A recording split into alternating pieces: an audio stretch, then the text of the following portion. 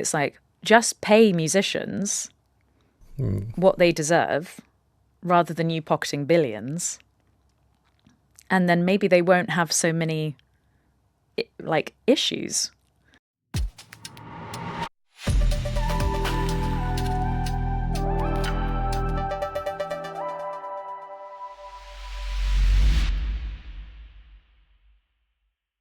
Drowning Sound turns 25 this year, and we're asking people to gaze into the future. What do you think music will be like in 2050? Your hopes, your fears, what do you think it will be like? My hope is that it will be much more focused on the sort of like micro artist, the 1000 true fan artist. And I feel like we'll all have our own little ecosystems that should by then, say if I've been doing my own little ecosystem for the last 5 to 7 years in the way I've been doing it, I hope that it will be extremely well established, and hopefully I'll still be making music by then, just out of the love of it, hopefully, if no one is still listening. And my fear is that that people right now are not valuing music enough to become the musicians that we need. Whether that's just because they're not consuming the right music to self-educate. I'm not even talking about, training or whatever. Yeah. Self-educating to get to that level in 25 years of being real, true quality. So I'm just hoping that I'm already appearing like a dinosaur, where I'm, just like my parents' generation. They were like, oh, God, times are terrible. Like, how are our kids going to grow up that is going to be on video games? And we've turned out, a little bit anxious, maybe more so. And we are interrupted a lot by our mobile phones. But we're still here, and there is still a lot of great art being produced. And technically, it's never been a better time to be a musician than today, even though everyone likes to talk about the heyday. But that was for a very lucky few. And so your optimism there is one of the reasons why I wanted to interview you, because I think I share most of your criticisms that you've had in your videos with Spotify and how different platforms work. But I also share your optimism and the kind of first part of your answer there, talking about having this like independent ecosystem. Like, you've very much done things on your own and figured out your own path. And I guess, like, we talk lots about crisis in the industry. Like, I was just seeing that another chain of kind of guitar shops and music stores just closed. And like, we know what's happening with grassroots venues, and you did a great video about that. You've did a couple of great videos explaining how kind of YouTube's monetization works or doesn't. And there's definitely a moment in time, I think, that we're in where lots of people want to doom spiral. Why do you think now is the greatest time to be an artist? if you decide that, although Spotify is one way of doing it, if you decide that there are actually multiple ways of doing it, and you have to think of yourself as an entrepreneur, which doesn't mean you have to sacrifice the art. Like, you can still really work on your craft and become a great musician and write great songs and collaborate with other incredibly talented people. But I feel like the definition of an entrepreneur, I was just reading it and I'm going to absolutely butcher the quote from The Lean Startup, this book I'm reading. It was from 2011. And it's just building something in extreme conditions. Like that is music. We're just in extreme conditions right now, where this one way of making money that a lot of us relied on isn't reliable now. But there are alternatives. And you just have to be really switched on about how you're willing to make money.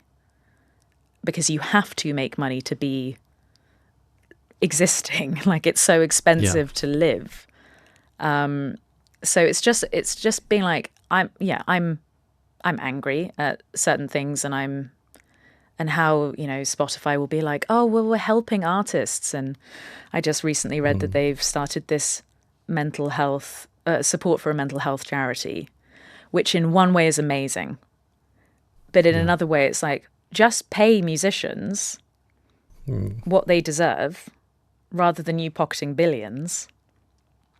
And then maybe they won't have so many issues, because they will be able to... Well, Daniel X also started like a private healthcare company as well, alongside his investment in war technology and drones. And it's like, that's how you want to spend your money from music? Yeah. And I just know I've built up multiple streams of revenue. And really, I think musicians, out of any other art or craftsmanship, we are very adept to gig work. And you just have to think of yourself, if you're an original artist, you're going to have gig work.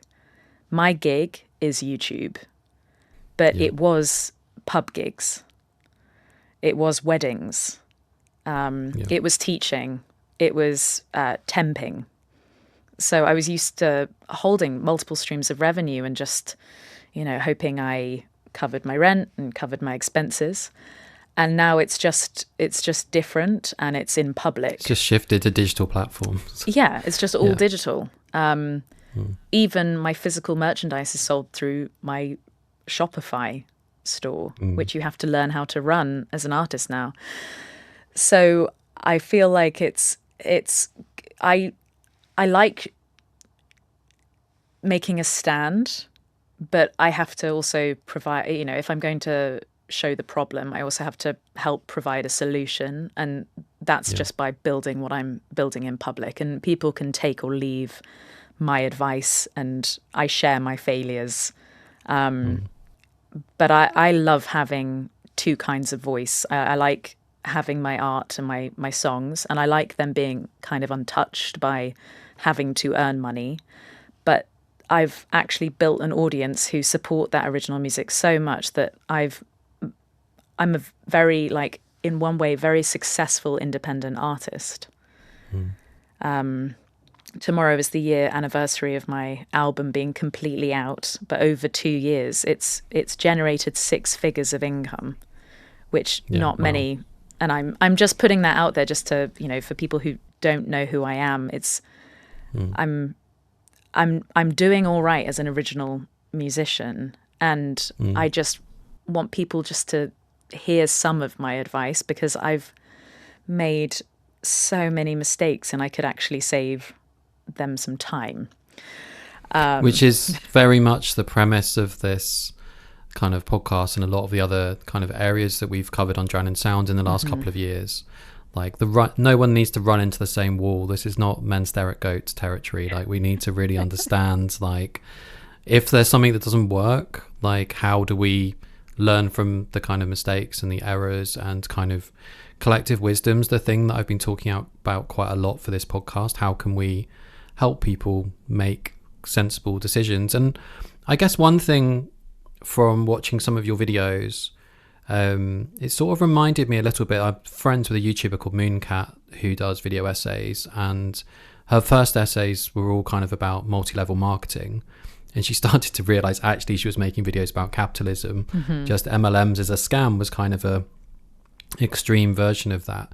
I'm curious what you've maybe learned about your politics or kind of collective ways of approaching things. Like, has any of that changed since you've sort of the research and the projects that you've done? Yes, it has definitely evolved, and I can't even keep up with all the difference and the changes. I feel like, particularly right now, I'm feeling very turbulent, just because of AI coming in. I actually had a conversation with a friend 2 years ago, probably today, and she was working in generative AI, and it was very terrible, to hear about that then 2 years ago, which is a lifetime ago. And I just went to her and was like, how long do I have? And she went, 2 years. And I was like, oh, okay. And I just realized, I was like, oh, it is 2 years now. No wonder I'm panicking. However, off topic, when it It's comes... not off topic at all, because I think the politics of AI, like, I think it's radicalizing a lot of people.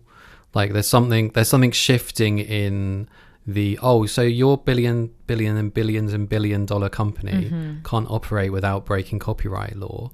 Yeah. And it's like people that were cool with sampling are now suddenly like, no, I don't think this is right. And I think Yeah. there's been quite a big shift because of things like that. Yeah.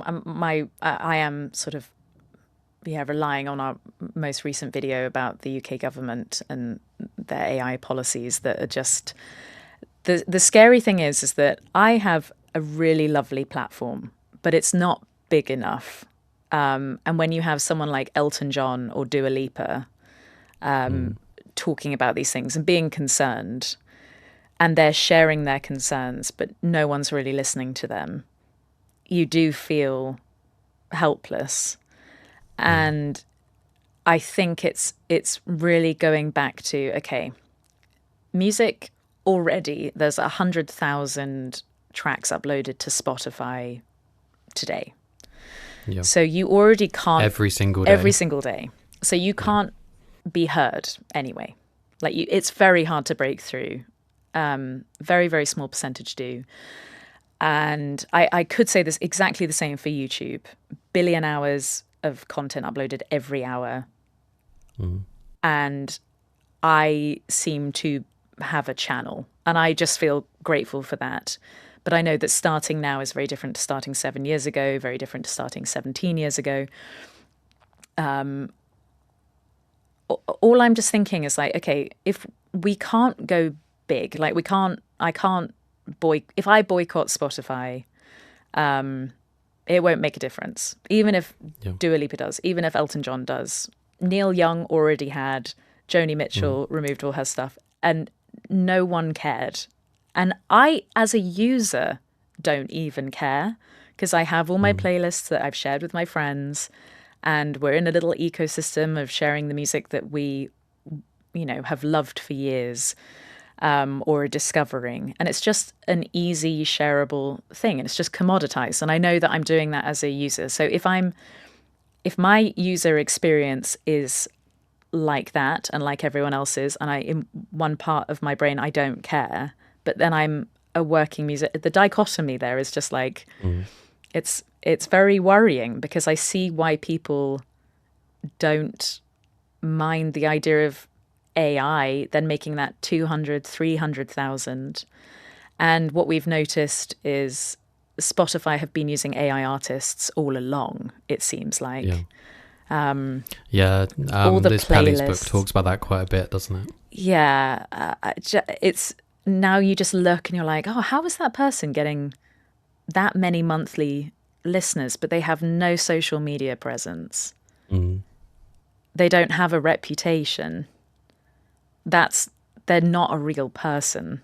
That might happen for a lucky few, that they just break out and they get onto a playlist, but they've already cottoned on to how they can just make it all their own music, and then they're not having to pay out as many artists.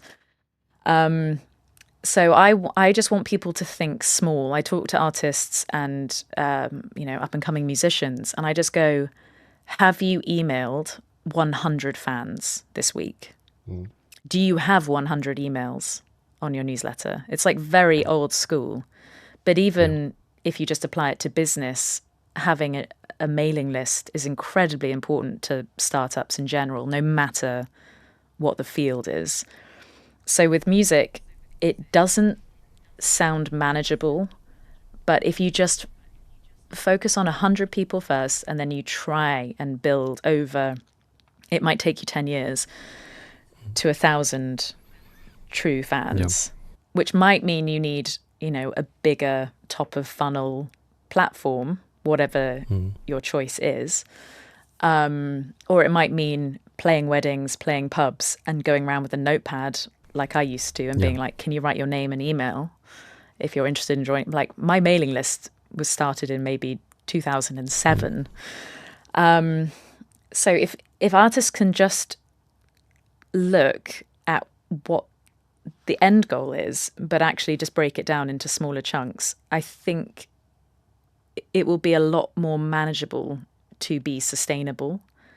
And the idea of fame and fortune, it's a lovely idea. It's a lovely dream, standing up in front of, Wembley Stadium and selling it out. But you don't get there without concentrating on the first 100 people. So, and I have to talk myself into this sort of mindset of just focus on 10 people today. Yeah.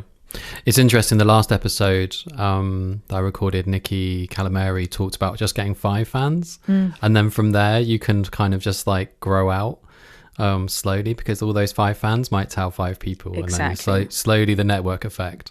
So to shift completely in scale, I think I'm right in calculating you've reached over 100 million views on your YouTube channel, which congratulations, firstly, because that must feel unreal and not something that anyone expects when they start a channel. Obviously hope for, but don't expect. Why do you feel, and you said this in a recent video, that YouTube is the platform where musicians should be? What is it about the platform where you feel like you can build a community there, and that it's much more so than the other platforms? Is there a kind of big reason why artists should embrace the platform? There is real depth on YouTube. If you're just uploading music, you don't have... I know the music should communicate for itself, but there's so much noise, it probably can't. And so I find that my 10-minute on average videos where I sit in front of a camera and I talk, that level of conversation, although it looks one-sided, I sort of work with my audience to figure out topics and what I should be focusing on. Sometimes I throw a wild card in there and no one wants to watch it, but that's that's on me. But I sort of know what people want to hear, and like a DJ that knows how to keep the dance floor full. Exactly, but it's also they want to be educated. It's not just me. And sometimes with original music, it can come across as, listen to this incredible song. No one cares really about my songs unless they care about me. And it's when you think of any band that you've gone to see play live, you have a deep connection to their music from being a teenager. But it's very hard to do that now. There were just more gatekeepers then. And I just feel like YouTube, this payment system's kind of similar. It's 0.003 pence per view on average, and that's the same as a stream. But it's not about which is ever so slightly better than text-based websites, which is why there aren't as many of those around anymore. Yes. So it's not really about the money; it's about the audience. And if I have over 700,000 subscribers now, I have 34,000 people signed up to my newsletter, and then I probably have 3,000 or 4,000 true fans. And it's just sort of thinking, I know it's sort of a lot. There's a lot of breadth. That's a lot more number. You're thinking, 100 million views to have a few thousand true fans seems like a crazy... I mean, it's not at all. Drowning Sound was probably doing about the same amount of page views. We had about 3 million readers a year. Right. Up until we put it on pause in 2019. And it's and we've got about 8,000 people on the mailing list. So it's there's a big disconnect between the people that were coming in and getting their news and disappearing again, people that came in, read one review, or someone that was just looking up the address for the barfly or something. Right. And they disappeared again. And so that's a different scale, isn't it? It's not everyone is watching your YouTube channel and wants to sign up to something. Exactly. And I think we just all have to be a bit realistic about, 8,000 people on a mailing list is more than Royal Albert Hall. It's we're not really meant to know that many people, and that many people are not really meant to know us. It's jarring. I think it would be there's only one place where I can say I feel famous because I'm a YouTuber. I'm not Brad Pitt. Um, but I walk into the NAMM Anaheim conference and I walk into my audience, and it's incredible to be recognized. But if that were my everyday, I'm not sure I would leave my house like you see celebrities not doing. And I just think people aren't really thinking about the realities of like what being a super successful Taylor Swift is actually like. I just don't think many people would really be able to manage it. And I think people are becoming much more aware of this in general. Just to jump back to a previous point about AI, like no one's going to get excited if an algorithm walks in a room. Like I know people get excited at tech demos, but there are a certain type of mostly gentlemen of a certain age, aren't they, that get very excited about a new your camera is going to be 3% better than it was last year. That's me too. I get excited by that sort of thing. We were talking about me. I'm a gearhead, and you said how you're not, and I was just like, no, I'm excited by the 3%, but no one's excited. I just think if it's easy, then and everyone can do it, then how are you going to separate yourself from the crowd? And I just think having a level of communication now, it's so easy to broadcast yourself. It's so affordable to get a good mic. And as we've spoken about, you don't have to treat the room you're in. That was our pre-panel discussion of why I've got a mic right in front of my face, because I'm in a room that sounds funny, which is also about 32 degrees right now. So I'm conscious of your time. I've got a ton of questions. I'm just going to skip a few. I just was really curious. Some of your videos really well researched. Like I know that should be a standard on the internet, but it's not always. Have any of your premises or ideas of your videos radically shifted when you've been doing your research? Yes. I mean, I feel lucky that I have a team now. So I have an editor, and then I have a producer, and I guess he's a co-writer, and that's my brother. So we work together. We're like a budget Billy and Phineas. Billie Eilish. Yeah. I feel like we've been educating ourselves, but I've also just made a lot of realizations about business and entrepreneurship, and how I feel lucky that I'm still in business, running, a limited company in the UK. I feel like my education and the evolution and everything I'm learning is just from doing. We read a lot of news articles. We read a lot of, books by session musicians from the 70s or band members from and they're telling us how it was. And I've known for a very, very long time that it wasn't going to be like that for me. So when it comes to music history, I feel pretty well prepared for what I'm going to be delivering and what the excess was in comparison to nowadays. When it comes to politics, I mean, you must be making all your videos on acid, right? That's how it works on YouTube. I know. I really actually do think it's really unfair being a YouTuber, because you have to be on camera, and there's only so much fun you can be having before you realize, actually, I just need to be I need to be drinking a lot of water and having 8 hours of sleep. And even if like last night I slept incredibly badly, and then I was just aware that it was just going to affect the rest of my day. And that's just from sleep, without any other, good or bad habits, we could call them. So it's not as fun. Not trying to ruin your brand, don't worry. No, we can go for it. Ready to get cancelled. It's actually one of the things I've been just mentally preparing for is, again, from learning about business and learning about how to stay in business, no matter the field, mapping out the worst case scenarios. What's the worst case scenario? So as a musician, that's no one likes your music. But actually, before that, it's that you stop enjoying making music because you're on this grind. And I think people have to just think of all the worst case scenarios. There's a lot of like financial difficulty, platforms going down, tech issues, people issues, cancel culture. But the first thing is, are you even enjoying yourself? So yeah, my thing right now, business, learning how to stay in business, making mistakes every single day.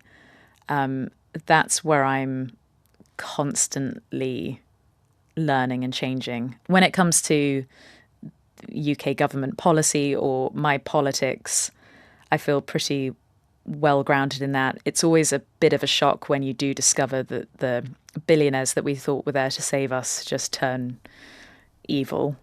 Yeah.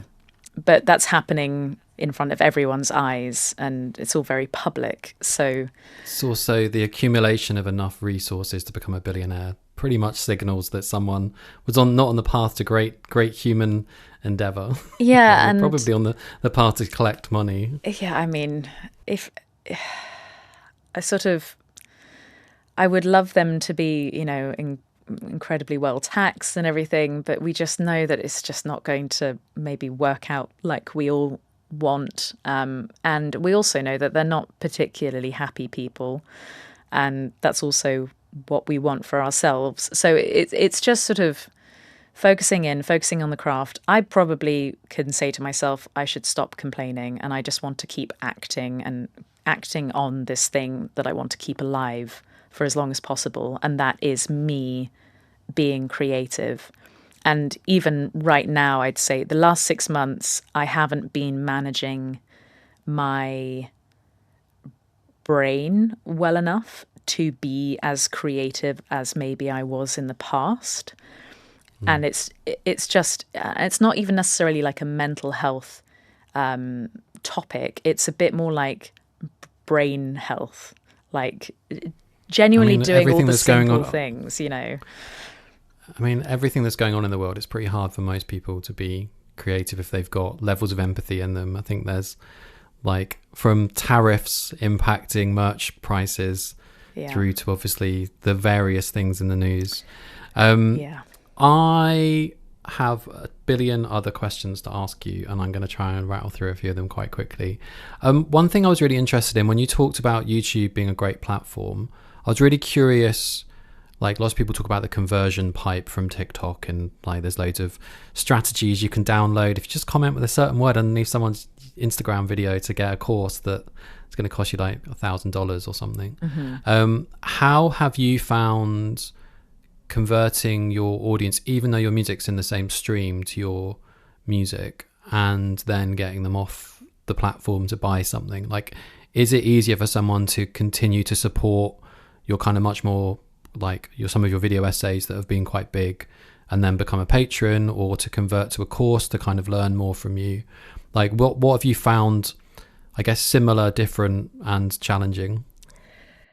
I would say I'm still, trying to learn how to be that kind of saleswoman where I'm looking at conversions and I'm like, oh, this topic hit well with this. And yet I'm still like the artist where I go, I want to make this thing and I don't really care about the results of what it leads to. I just have to speak about this or sing about this. I wish I were a little bit more tactical. However, I will say my newsletter, that is my focus for like definitely the rest of time. I think the community I've actually built there, the emails I get, and I actually really try and respond to a lot. I can't respond to everything. I really try and respond to the really thoughtful emails. I feel like that's I hate to sort of put the word conversion on it, but that's where I sell a record. Because I really make a concerted effort there. And just going back to the Kevin Kelly 1,000 True Fan rule, my mailing list helped me sell enough copies to recoup before anyone had heard a single. Like I hadn't released any music from the album. They had no idea of what quality it was going to be. And my audience helped me do that. And I don't think any record label, I'm willing to be challenged. I don't think any record label has recouped to be profitable on a record before Before anyone even put a has even single. heard a Yeah. single. Yeah. And so I just think when I mean, very few records recoup at all. And just for anyone in the audience who doesn't know what it means, essentially that means not just breaking even, it means covering all the costs of everything that's kind of involved. It's like, because record deals are structured very complicated. And I did do a newsletter trying to explain why Lily Allen was broke, and why she needed to use OnlyFans, because the way the industry works is you only pay off the small percentage of the percentage on the deal, not the main bit. I mean, how amazing would it be if, say, I use my platform to work with an artist, we make a record together, we make sure whatever costs were recouped, and then we go 50-50 on the profits out of the gate once you're at zero again. And record labels just don't work that way. And I know that they're their own business and they can do how they like and what they like, but I just feel when you're dealing with artists, we're very sensitive, and that's why a lot of things have gone wrong and a lot of dangerous things have happened, and the worst things have happened, like people have died. So I just don't understand how, if it's humans behind this thing that involves humans, how we just, I mean, it's why the world has problems, because we just can't grasp sometimes that there's just a lack of empathy. And the music industry it's also is, when toxic. I think also when the industry talks about units, it's not talking about the person's creativity or the human being that's made something. They're talking about the units they're selling. And I think that dehumanizing kind of like doesn't help anyone within the companies. Often doesn't even help the artists themselves, because they're judged on their stats or vanity metrics and things, aren't they? So Yeah. I could go into this for quite a long time, so I won't ramble. There's a fan-led review of music coming up by the UK government. I'd be really curious, especially based on your Death of Live music video you did, I think, last year. Like, what are some of the things that, having toured in the last year or so, that you would really hope that the government pay attention to and enact some change around? Oh, I mean, that's a huge, huge topic that I would. You could have done this whole interview on just that. Yeah. I think it's really just going back to the fundamentals. If you don't have the grassroots, you don't have the artists in Wembley Stadium. Like, you don't have that trajectory. Like, take Ed Sheeran. If he gigged 250, if not 300 gigs a year, he was, you see him now and you either love him or you hate him or whatever you think of his music now. He had a route and he had a way of gaining an audience, and he hustled. He worked incredibly hard. But if there's nowhere to go to do that, how do you get to the next level? And arts and culture are a huge economic push to, like, it's not a small industry, and it's not without financial reward for the government and for people in the country. So I just don't know why. I'm like, if there's no arts and culture, what is there to live for? And music is so important, and everyone talks about how much music means to them, but they're not walking into the venues because the venues are struggling. They're not maybe putting on the artists that maybe you'd want to see, or maybe it's too expensive, or you're not hearing about it. The marketing isn't there. It's just, it's a very, very complicated topic. There's a lot of disconnects. And if I have you back, we can just do a whole episode on that. We're actually planning to do some round tables and things on this in the coming months. So I'll let you know if so the question I'm asking everyone, which is kind of related to the last question, is if you had the 400 million that Spotify paid Joe Rogan, or the 666 million, I think I worked out, that one of the founders recently exited from the company, how would you spend it? What infrastructure or what platform would you build in order to shape the future of music? And maybe to build that ecosystem you talked about at the start. Yeah, if there was a way for me to be, I would hire a team of engineers, and I would build my own platform where people can genuine, like, it would be, I guess it would essentially be a Patreon, but with searchable like the YouTube element of like, oh, you like this and you like that and you watched and you listened to that.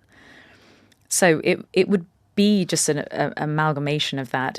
But it would, I think the thing that I would really love to see is just the middle class musician being taken care of. So, you know, whether that's resources in terms of finances or advice or, you know, technology or equipment, just giving them the platform and the security to be able to take risks and make bad stuff as well. Because no one remembers David Bowie's bad albums, but there was some bad music in every artist. There's been some bad music, but the cream rises, and that's what your legacy is. And if you're not making the bad stuff and you can't afford to make bad stuff, and you're feeling so just thwarted by the industry that you're going into, you're just not going to take the risks to really make something great. Yeah. And I mean, just some kind of safe space.